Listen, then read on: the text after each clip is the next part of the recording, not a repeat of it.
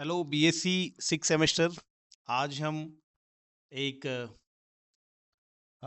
Important topic को discuss करने जा रहे हैं और वो है importance of Schrodinger wave equation. ठीक है, तो ये आप देखेंगे कि आपके सिलेबस में क्या दे रखा है। 6 सेमेस्टर के बच्चे देखेंगे तो यहाँ पे दे रखा है आपको श्रोडिंगर वेव इक्वेशन। हम इससे पहले के लेक्चर में डिस्कस कर चुके हैं।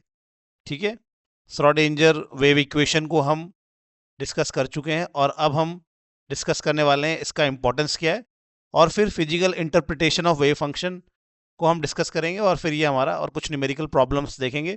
तो ये हमारा क्वेश्चन जो हमारा चैप्टर है वो फिनिश हो जाएगा और फिर हम फोटो केमिस्ट्री में मूव कर जाएंगे। ठीक है, ओके, तो चलते हैं इसके इम्पोर्टेंस में। चलते हैं क्या है श्रोडिंगर वेव इक्वेशन के इम्पोर्टेंस।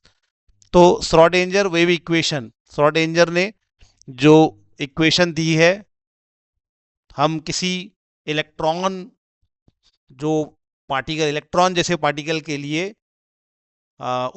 उसके साथ जो वेव जुड़ी हुई है, उस वेव का वेव फंक्शन हम कैसे निकाल सकते हैं, उसके लिए एक फॉर्मूला, एक इक्वेशन श्रोडिंगर ने दी, जो कि हम पिछली वीडियो में डिटेल में डिस्कस कर चुके हैं।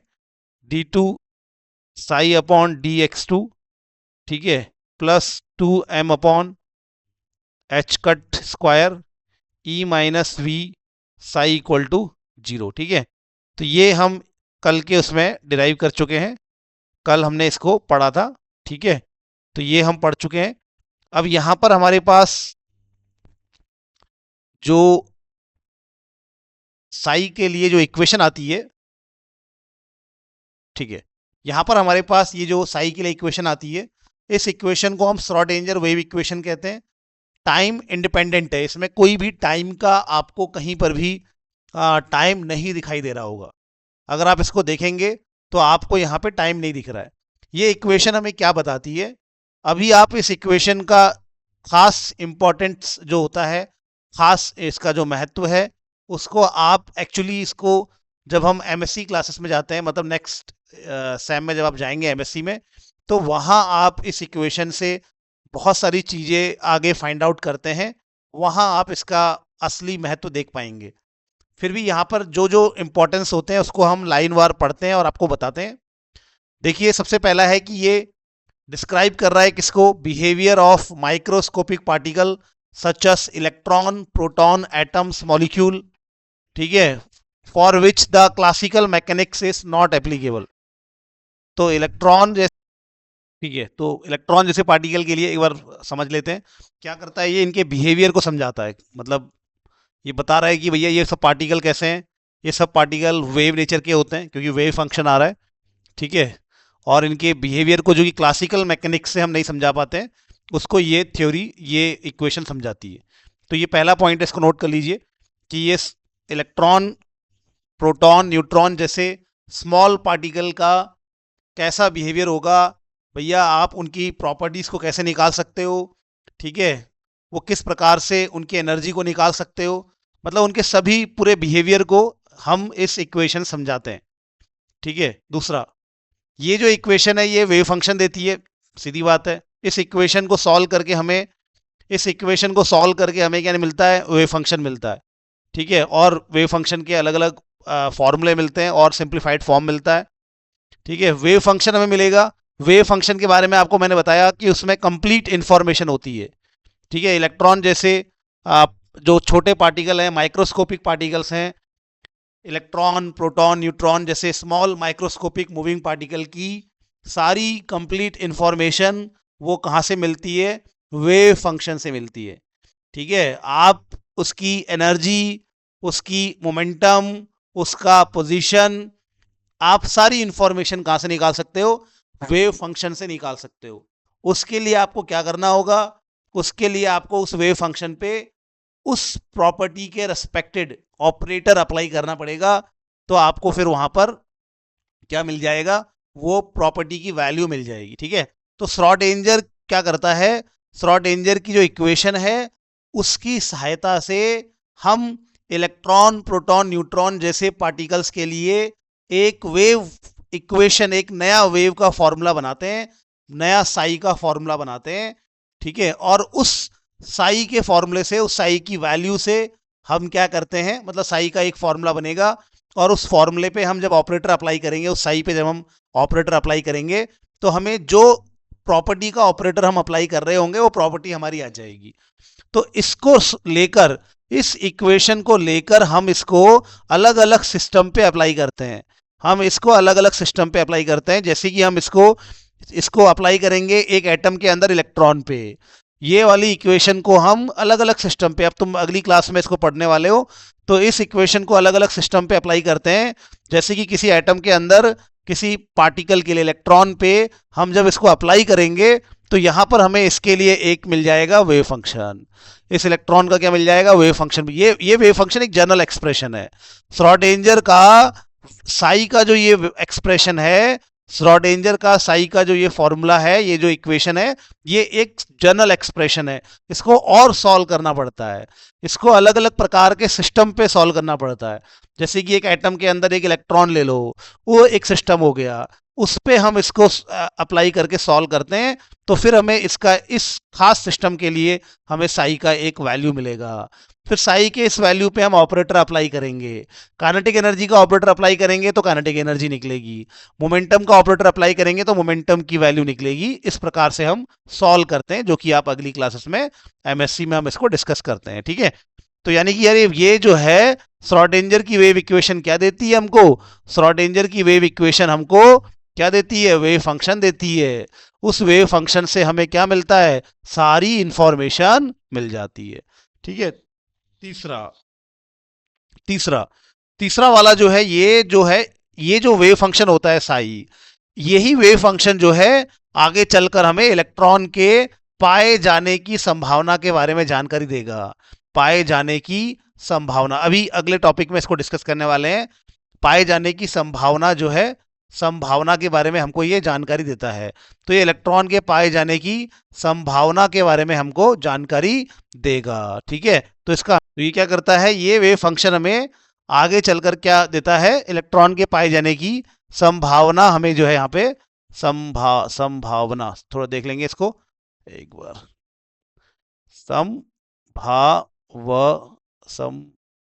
संभावना देख लेंगे, संभावना।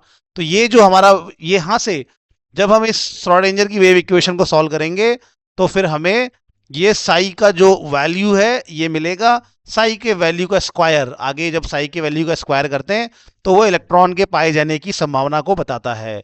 अभी मैं इसके जस्ट इस टॉपिक के बाद हम इसी पे आने वाले हैं।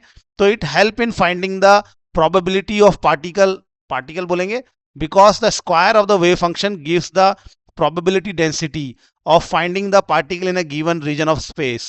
तो इसका जो ये जो वेव फंक्शन है, ये वेव फंक्शन हमें पार्टिकल के, इलेक्ट्रॉन बोल रहा हूं, हम एक्चुअली इलेक्ट्रॉन का ही निकालते हैं, या किसी भी पार्टिकल के, जो भी छोटा सा पार्टिकल हो, माइक्रोस्कोपिक पार्टिकल हो, उसके पाए जाने की संभावना हमें इससे मिलती है। इसका स्क्वायर करने से हमें क्या मिलेगा, इसकी प्रोबेबिलिटी, पाए जाने की संभावना मिलेगी एक खास रीजन में। तो ठीक है, इसको हम अभी आगे देखने वाले हैं। ओके, अगला क्या है, it gives the allowed energy value of the system. ये बहुत इंपॉर्टेंट है, ये बहुत इंपॉर्टेंट है। ये क्या है, इसका क्या मतलब है, देखो इसका क्या मतलब होता है कि ये देखो, हमारे पास कोई पार्टिकल जो है, कोई भी पार्टिकल इस संसार में जो है, वो बहुत तरह के मोशन करता है, बहुत तरह से हिलता डुलता है। वो पार्टिकल जो हमारे पास है वो ऐसे करके गोल गोल घूम रहा होता है, ऐसे अपने एक्सेस पे गोल गोल घूम रहा होता है, जैसे शक्तिमान नहीं घूमता है वैसे घूम रहा है। इसको कहते हैं भैया, इस पार्टिकल में क्या है, रोटेशन है, और इसके लिए जो एनर्जी लगती है इसको रोटेशनल एनर्जी कहते हैं। और ये पार्टिकल जो है, ये पार्टिकल अपने गोल गोल घूमने के साथ साथ ऊपर नीचे भी वाइब्रेशन भी कर सकता है। तो ये पार्टिकल जो है, जो एनवायरनमेंट में जो पार्टिकल है, कोई सा भी पार्टिकल ले लो, मॉलिक्यूल ले लो, तो वो मॉलिक्यूल क्या ऐसे ऐसे गोल गोल घूम रहा है, तो उसके साथ, उसके लिए गोल गोल घूमने के लिए जो एनर्जी लगती है उसको रोटेशनल एनर्जी कहते हैं। और गोल गोल घूमने के साथ साथ ऐसे वाइब्रेशन भी कर रहा है, इसके लिए जो एनर्जी लगती है इसको वाइब्रेशनल एनर्जी कहते हैं। इसको क्या कहते हैं, वाइब्रेशनल एनर्जी, ठीक है। ऐसे ये पार्टिकल क्या है, यहां वहां जा भी रहा है, ठीक है, यहां वहां मूवमेंट भी तो कर रहा है। तो यहां वहां ये पार्टिकल क्या है, 2D में ऐसे करके 3D में ऐसे यहां वहां जा रहा है। तो इसके लिए इसको कहते हैं ट्रांसलेशन हो रहा है इस पार्टिकल का, और इसके लिए जो एनर्जी लगती है वो एनर्जी क्या है, ट्रांसलेशनल एनर्जी है, ट्रांसलेशनल एनर्जी। और पार्टिकल के अंदर जो इलेक्ट्रॉन्स होते हैं ये ऊपर नीचे जंप भी तो करते हैं, ऊपर नीचे जा रहे होते हैं, इसमें भी एनर्जी लगती है।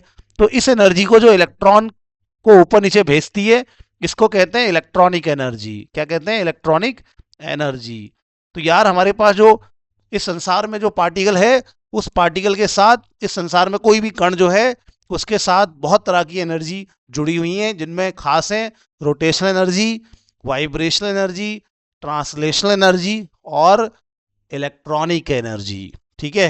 अब ये जो हम जब इस श्रोडिंगर इक्वेशन को सॉल्व करते हैं, साई के लिए सॉल्व करते हैं, ठीक है, इस श्रोडिंगर इक्वेशन को अगर पार्टिकल मूवमेंट कर रहा है, अगर पार्टिकल वाइब्रेट कर रहा है या ट्रांसलेट कर रहा है, अगर हम इसके लिए इस श्रोडिंगर इक्वेशन को सॉल्व करते हैं और फिर इस श्रोडिंगर इक्वेशन को सॉल्व करते करते हमें इन सभी एनर्जी की वैल्यूज मिलती है। मतलब ये श्रोडिंगर वेव इक्वेशन को एक पार्टिकल अगर गोल गोल घूम रहा है उसके लिए अगर सॉल्व करेंगे, एक पार्टिकल अगर वाइब्रेट कर रहा है उसके लिए अगर सॉल्व करेंगे, अगर कोई पार्टिकल यहां वहां जा रहा है ट्रांसलेशन कर रहा है उसके लिए अगर सॉल्व करेंगे, मॉडल्स होते हैं।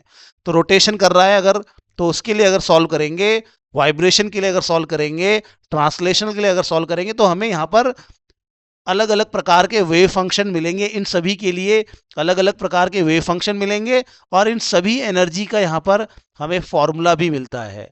हमें इन सभी एनर्जी का इस वेव फंक्शन को सॉल्व करके, श्रोडिंगर की इक्वेशन को सॉल्व करके इन सभी माफ कीजिएगा, इन सभी एनर्जी का हमें क्या मिलता है, फॉर्मूला मिलता है। और वो फॉर्मूला हमको बताता है कि ये एनर्जी लेवल्स फिक्स्ड हैं, यानी कि एक पार्टिकल के अंदर जो रोटेशनल एनर्जी लेवल है वो फिक्स्ड हैं। मतलब कि अगर उसके अंदर 9 के अनुसार अगर रोटेशनल एनर्जी होगी और अगली रोटेशनल एनर्जी अगर 13 के हिसाब से होगी, तो बीच में 9 और 13 के बीच में कुछ नहीं होगा। तो 9 होगा, उसके बाद फिर 13 होगा, फिर मान ले 25 होगा। तो ये 9, 13 और 25 इसके बीच में कोई भी एनर्जी नहीं होगी। यानी कि ये श्रोडिंगर की वेव इक्वेशन जब हम एक रोटेशनल एनर्जी लेवल के लिए, एक रोटेशन करते हुए सिस्टम के लिए जब श्रोडिंगर की वेव इक्वेशन को अप्लाई किया जाता है, तो उस सिस्टम की उस रोटेशन के लिए जो एनर्जी लगती है उसका वो फॉर्मूला हमें दे देता है और ये बताता है कि यार रोटेशनल एनर्जी लेवल तो फिक्स है, ये कंटिन्यूअस नहीं है, ये फिक्स है। फिक्स को ही कहा जाता है क्वांटाइज्ड। फिक्स को ही क्या कहा जाता है, क्वांटाइज्ड। तो श्रोडिंगर वेव इक्वेशन को सॉल्व करके हमें ये मालूम पड़ता है कि सारे के सारे एनर्जी लेवल्स, चाहे वो रोटेशनल एनर्जी लेवल्स हों, चाहे वो वाइब्रेशनल एनर्जी लेवल्स हों, चाहे वो ट्रांसलेशनल एनर्जी लेवल्स हों, या चाहे फिर वो इलेक्ट्रॉनिक एनर्जी लेवल्स हों, सारे के सारे एनर्जी लेवल्स क्या होते हैं, फिक्स्ड होते हैं। मतलब उनकी कुछ खास वैल्यू ही होती है, वो क्वांटाइज्ड होते हैं, वो लगातार नहीं होते। ठीक है। तो ये एक तरह से क्या कह रहा है, ये एक तरह से बात कर रहा है कि यार थोड़ा थोड़ा बोर के जैसा बात कर रहा है ना, बोर ने भी कहा था, या प्लांक के जैसा बात कर रहा है कि हर चीज कैसी हो रही है, फिक्स्ड हो रही है। तो ये यहाँ पर इसका ये है कि भैया ये क्या करता है, it gives the allowed energy level to a system. ये कहता है कि हर सिस्टम के अंदर अगर मैं उसकी रोटेशनल एनर्जी लेवल की बात करूंगा तो कुछ कुछ अलाउड रोटेशनल एनर्जी लेवल्स होते हैं। ऐसा नहीं कि अनंत नहीं होते, इनफाइनाइट नहीं होते। तो हर मॉलिक्यूल के लिए रोटेशनल एनर्जी लेवल्स फिक्स्ड होंगे। ठीक है। अगर 9 के बाद 13 है तो 9 के बाद 13 ही होगा, 12, 10, 11 नहीं होगा, 12 नहीं होगा, सीधे 9 होगा, फिर 13 होगा, 13 के बाद 25 होगा, तो 13 और 25 ही होगा। इवन ये ऐसा फॉर्मूला बना के देता है, एकदम एग्जैक्ट एनर्जी हम निकाल सकते हैं। मतलब रोटेशनल एनर्जी लेवल्स के एग्जैक्ट निकाल सकते हैं कि कोई मॉलिक्यूल अगर अभी यहाँ हवा में है और यहाँ इतना टेम्परेचर है इस कमरे का, तो इस मॉलिक्यूल के कितने रोटेशनल एनर्जी लेवल संभव हैं, ये मॉलिक्यूल कितना घूम घूम के किस किस एनर्जी लेवल पे जा सकता है, इसको एग्जैक्टली हम इस श्रोडिंगर वेव इक्वेशन को सॉल्व करके निकाल सकते हैं। और सबसे इंपॉर्टेंट बात यह है कि ये कहती है श्रोडिंगर वेव इक्वेशन कहता है कि जो भी एनर्जी लेवल आएंगे वो हमेशा क्या आएंगे, क्वांटाइज्ड आएंगे। तो by solving Schrodinger equation we obtain quantized energy level of molecules. ठीक है, तो ये बताता है। उसके बाद क्योंकि ये एनर्जी लेवल्स की बारे में बात कर रहा है, कह रहा है कि भैया फिक्स एनर्जी लेवल्स होते हैं, तो इसीलिए स्पेक्ट्रा को भी समझा देता है। ठीक है, बोलता है कि भैया यहाँ से इलेक्ट्रॉन यहाँ आएगा तो एनर्जी छोड़ेगा, और इसी एनर्जी को हम ग्राफ में देख पाएंगे, और इस ग्राफ को हम स्पेक्ट्रा कहते हैं। तो ये कहता है कि भैया फिक्स जब एनर्जी लेवल होते हैं, तो इलेक्ट्रॉन्स जब ग्राउंड स्टेट में आते हैं, भैया 9 के बाद 13 ही है ना, तो 9 से जब वो 13 में जाएगा, ठीक है, 9 से 13 में जाने के लिए 4 की एनर्जी लेगा, और जब वो ग्राउंड स्टेट में आएगा तो उस 4 की एनर्जी को छोड़ेगा। उस एनर्जी को जब हम रिकॉर्ड करेंगे ग्राफ के रूप में तो उसको स्पेक्ट्रा कहते हैं। तो ये बोलता है कि यार एटॉमिक स्पेक्ट्रा कैसे बन रहा है उसको, और उसके एटॉमिक स्ट्रक्चर को ये आपस में क्या कर रहा है, कोरिलेट कर रहा है। ये ऑर्बिटल्स के बारे में बताता है, इलेक्ट्रॉन कैसे डिस्ट्रीब्यूट हुए उसके बारे में बताता है, और जो स्पेक्ट्रल लाइंस हैं कि ये जो लाइंस बन रही हैं ये कैसे बन रही है उसके बारे में ये बताता है। ठीक है, तो अभी के लिए फिलहाल इसको ध्यान रखिएगा। और ये हमारे मॉडर्न केमिस्ट्री का, क्वांटम मैकेनिक्स का सबसे हमारा क्या है, बेस है।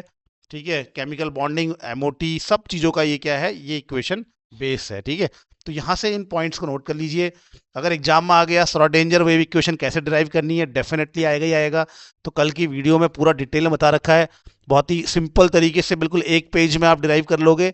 और उसके बाद आपसे पूछेंगे कि यार इसका महत्व क्या है, इंपॉर्टेंस क्या है श्रोडिंगर वेव इक्वेशन का। तो श्रोडिंगर वेव इक्वेशन के ये आपको मैंने 6 इंपॉर्टेंस यहाँ पे लिखा दिए हैं, इसको ऐसे ही नोट कर लीजिए और आप इस पे नोट्स बनाइए।